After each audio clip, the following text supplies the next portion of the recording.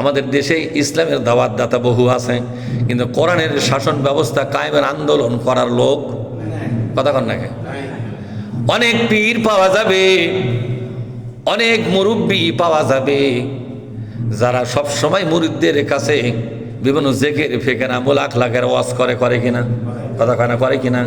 কিন্তু একটা সূরা তেলাওয়াত করিয়া তার আয়াতগুলোকে ব্যাখ্যা করে দেয় না, যেরকম দেয় নাকি ওই বাপদাদার কিচ্ছা কাহিনী শোনায়া। কার কিচ্ছা? বাপদাদার কিচ্ছা কাহিনী শোনায়া মুরিদদেরকে বসে রাখে, আর ধাঁধা মুক্ত কথা, রহস্য মুক্ত কথাগুলো বলে বলে মানুষকে প্যাঁচের মধ্যে ফালায়। এরকম লোক আছে না নাই? যেরকম মনে করে কি না জানি, খালি রহস্য মার্কা কথা, ধাঁধাযুক্ত কথা, প্যাঁচ আলা কথা, ঠিক না? ঠিক। যেমন বলতেছে, বলো তো হযরত আদম হাওয়া যে ফল খেয়েছিল সে ফলের নাম কি?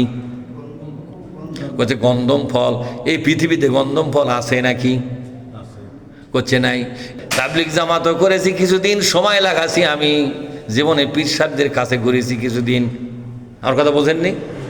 জেকেরে ফেকেরে চলে যারা, ঢাক ঢোল পিটায়া যারা জেকেরের মজমা তৈরি করে, তাদের কাছে আমি বেশ কিছুদিন গেছি। সব জায়গা ছেড়ে দিয়া জামাত ইসলামীদের সাথে জীবনে যোগদান করেছি। আমি সব জায়গা ঘুরে দেখলাম কোরআনের আসল চর্চা জামাত ইসলামীর মধ্যে জীবন্ত। কোথাও এই চর্চা নাই। তাহলে রহস্যমূলক কথা বলিয়া, ধাঁধাযুক্ত কথা বলিয়া, প্যাঁচালা কথা বলিয়া জনগণকে বসে রাখে। কি রাখে? জোরে কন। বসে রাখে। তারা রহস্যের পিছনে ঘুরতে হতে জীবন চলে যায়, পীর সাহেব তরু তাজা হয়ে যায় কিনা? জোরে কন। কিন্তু ওই পীর তার মুরিদদের কিনা কোনোদিন বলল না বাংলাদেশে জাহিলিয়াত কায়েম হয়ে আছে, এই জাহিলিয়াতটাকে বিদায় করে দিয়া ইসলামী শাসন ব্যবস্থা কায়েমের মাধ্যমে আমরা দেশটাকে আল্লাহর শাসনে ফিরাইয়া নিয়ে যেতে চাই। এই আলোচনা কোনোদিন তারা করে নাই। তাহলে বোঝা গেল মুত্তাকি হওয়ার শর্ত তারা পূরণ করছে। কথা কয় না? করছে? ওরা কি মুত্তাকি হলো? কোরআনের দাওয়াতই তো ঠিক মতো দেয় না, এটা আবার প্রতিষ্ঠা করা আন্দোলন তো করেই না।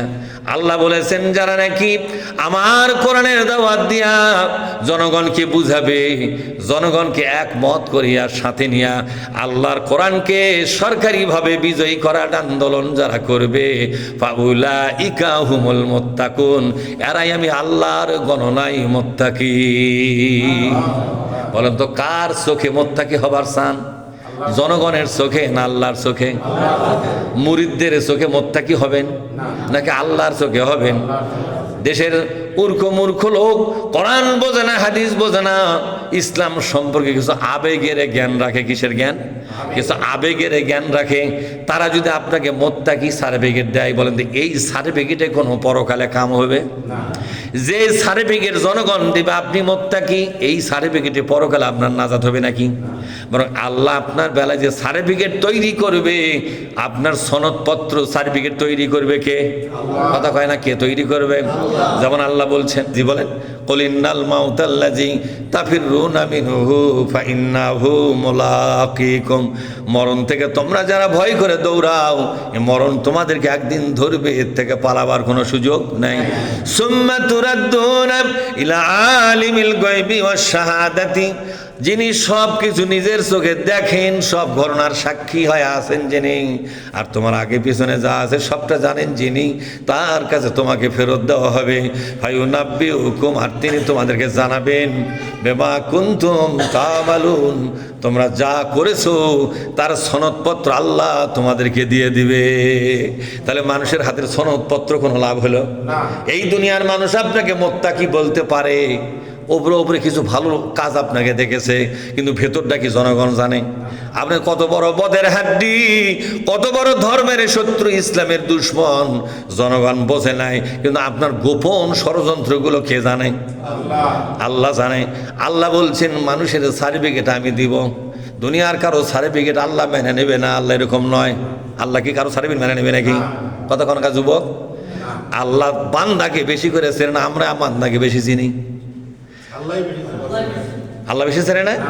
আল্লাহ জানে এবং বোঝে এবং দেখে রাত দিন, কোথায় আপনি কি বলেন আর কি করেন, কোথায় কি মন্তব্য করেছেন, কোথায় কি সর্বনাশের কথা বুদ্ধি পরামর্শ দিয়ে গেলেন? ইসলামের 12টা বাজালেন নাকি ইসলামকে সহযোগিতা করলেন? এ কোরআনের আলো দিক দিগন্তে ছড়াইয়া দেওয়ার জন্য কোনো চেষ্টা সাধনা আছে, নাকি এই কোরআন আলো বন্ধ করার জন্য ষড়যন্ত্র করে গেলেন? সবটুকুনের সাক্ষীকে আল্লাহ, সবটুকুন জানে কে?